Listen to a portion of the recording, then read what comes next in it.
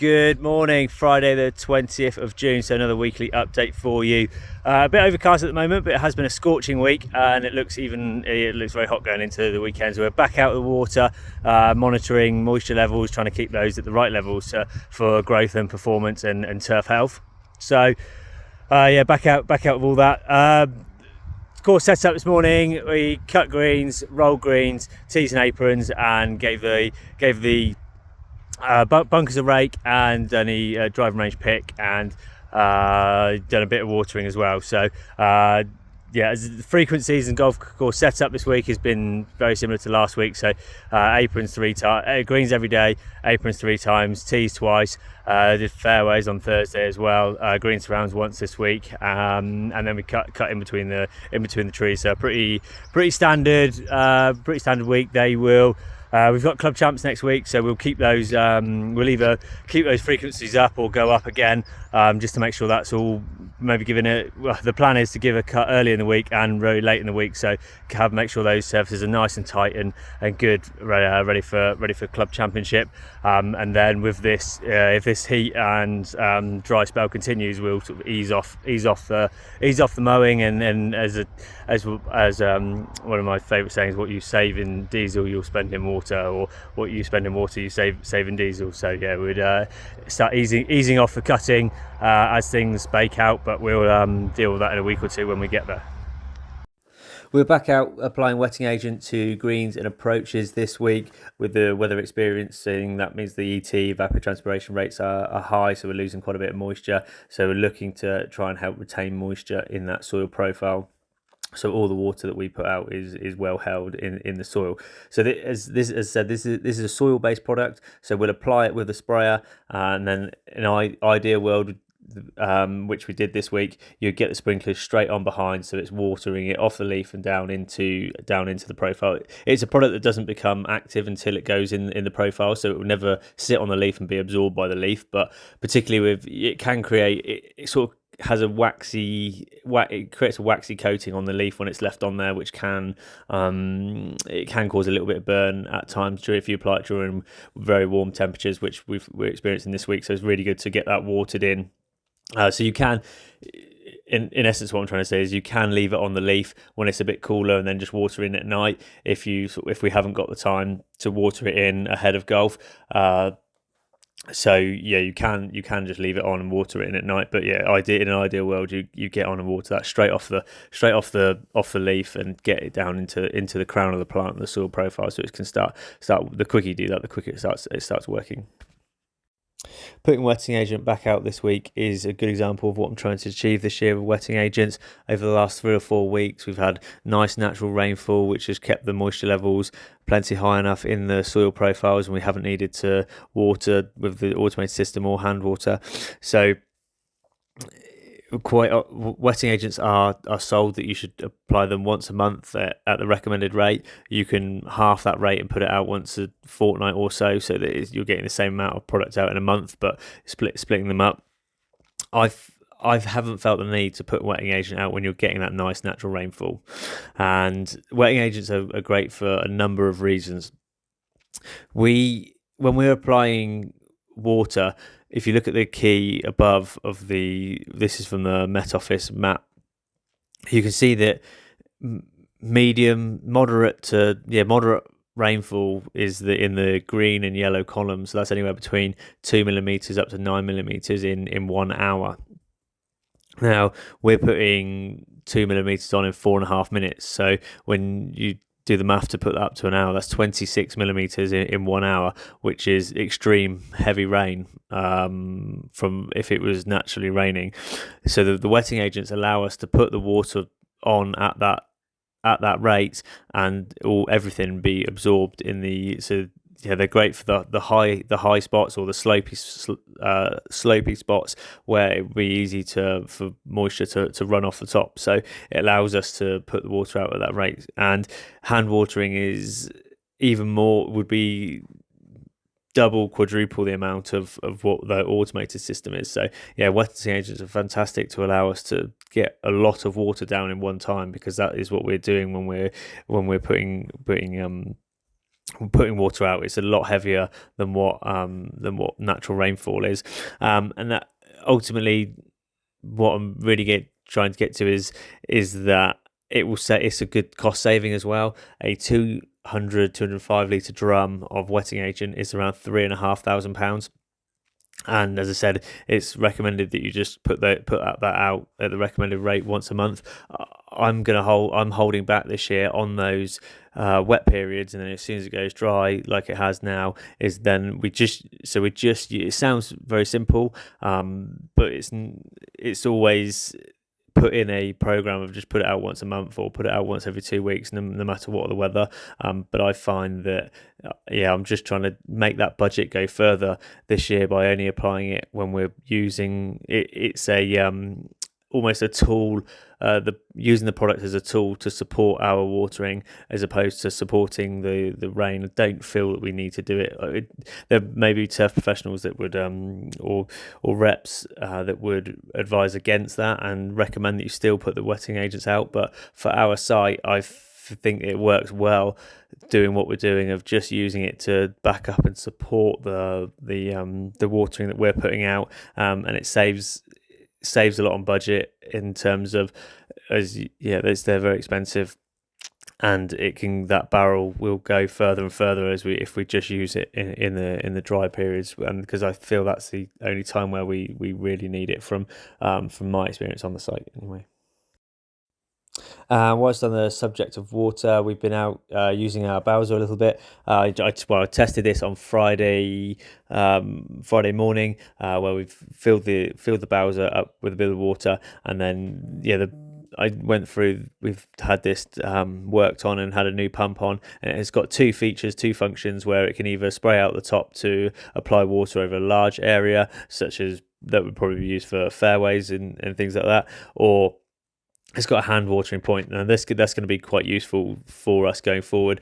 There's several of the junction boxes are so far away from tees and things, so if we wanted to hand water tees, you have to put 2 or 3 hoses together, and it's time consuming and quite draining, and quite a bit of manual labour to get those hoses out there. Whereas this is going to work very well for us, where we fill up the tank, turn the pump on, and we can hand water. That's going to make us a lot more efficient at hand watering some of those tees where we don't have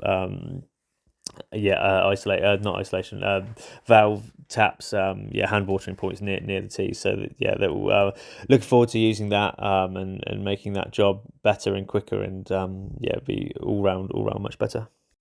We've continued on with the works at the 15th steps this week, so I've tried to throw as many man hours of this as I can.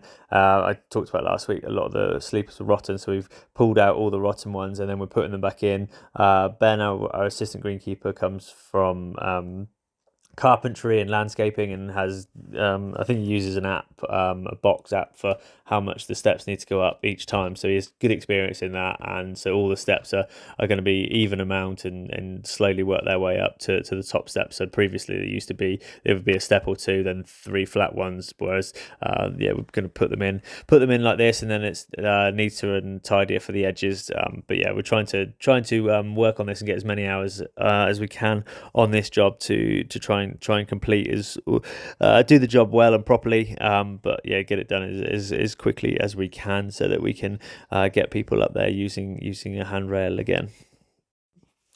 The Crest robot has come to an end. We've had it for a couple of weeks now. We trialled it on fairways, and we've had the Husqvarna in doing fairways as well. So we moved the Crest over to the first to do all the semi around there. So we mapped it. That's a good test for us to use the the mapping wheel, and then put it in a new location and see how well that worked and how easy it was to move and do things like that, and see how it performed and set the height and cut the semi. I was really impressed with the finish. I was also, what I really want to mention and say is how impressed with the way it sensors, because you can put no-mow zones in areas like this, and you may do that around tree braces so they don't run into trees, but I decided not to do that, and see how it got on, and it navigates its way around all the trees, which I thought was brilliant in terms of not being too time consuming and having to put no-mow zones in. So it will literally drive up towards a tree, realise there's something there, and go round it.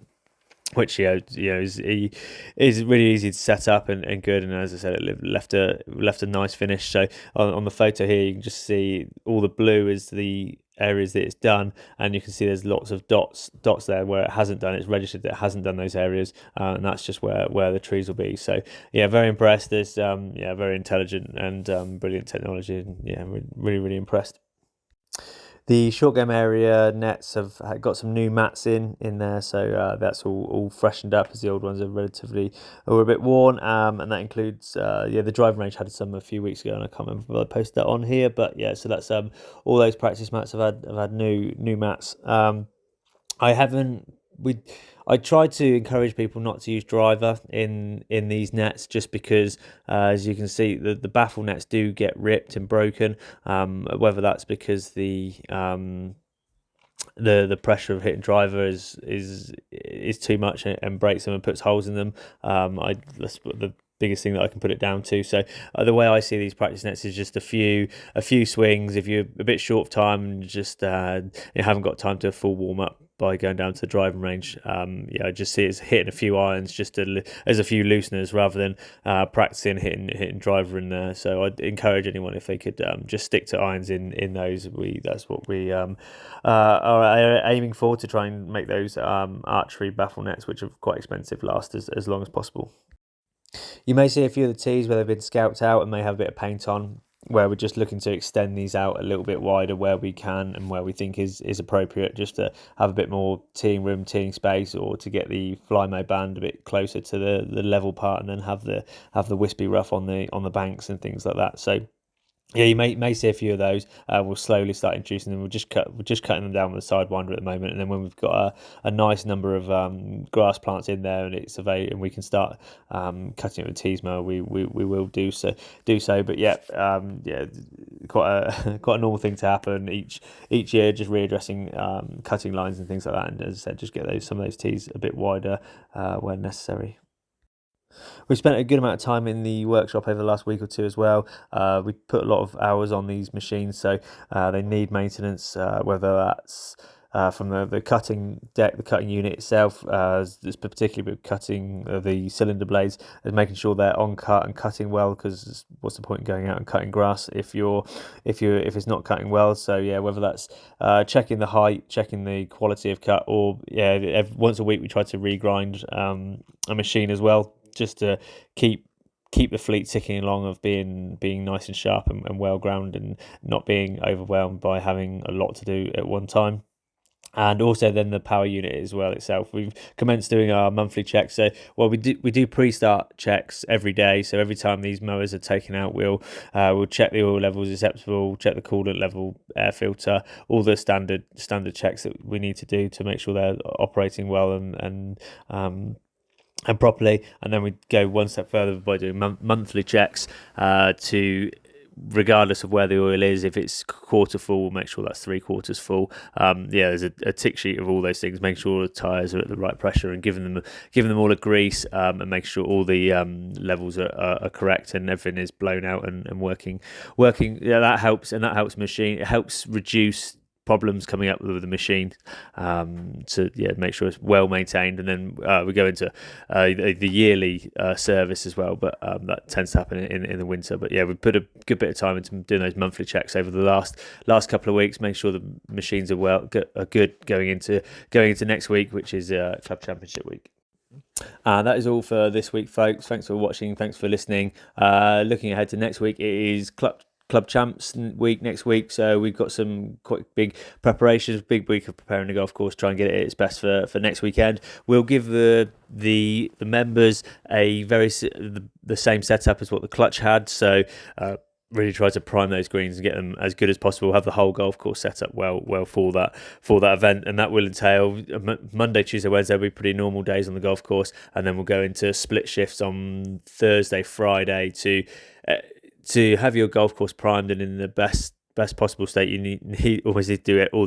Everything as close to the event as possible. So we'll do split shifts over Thursday and Friday to achieve that, with bunker runs and sand levels, and doing all the trimming of the sprinklers, T-plates, all those attention to detail jobs close to the event, and then getting a cut in on Friday afternoon. Everything that we won't cut on the Saturday and Sunday, so such as fairways, greens, surrounds, we'll do on the Friday afternoon, and also be doing cutting and rolling on Thursday, Friday afternoons, just to have those speeds an extra foot or so on the stimp meter, so they just perform that little bit more. We always try to maintain the greens at high levels so that we're only a cut and a roll away from having what we call our tournament speeds for events such as Club Champs. So I know there's a little bit of noise that golfers would love the same setup that we have for clutch. Members would love the same setup they have for clutch, so you will get that next week with the Club Champs, and then we'll all be in, all the greenkeepers will be in over next weekend to have the golf course as presented at its best for that event.